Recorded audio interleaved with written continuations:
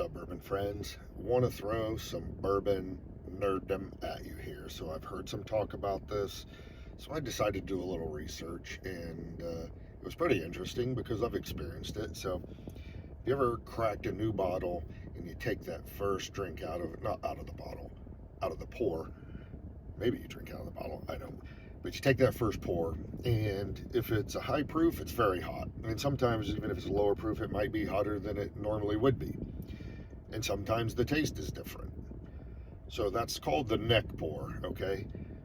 So research says some of it is mental, right? Like you have anticipation or certain expectations that might change the flavor. But some of the science says that because of how oxygen reacts with the chemical exposure of it to the bourbon, that sometimes that neck pour is different than as you get through the bottle.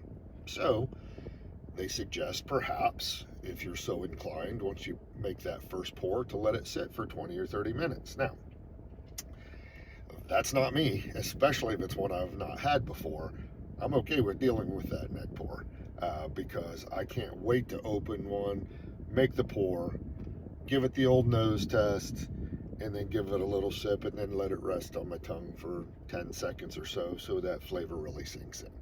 But at least now you know. Once you have that first one, the next one may be different because of the oxygen, and if you do notice it, there's nothing wrong with you. If you don't notice it, well then, nothing wrong with you either, as far as we know.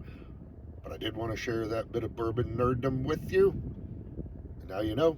Remember, always use two fingers. Cheers, friends.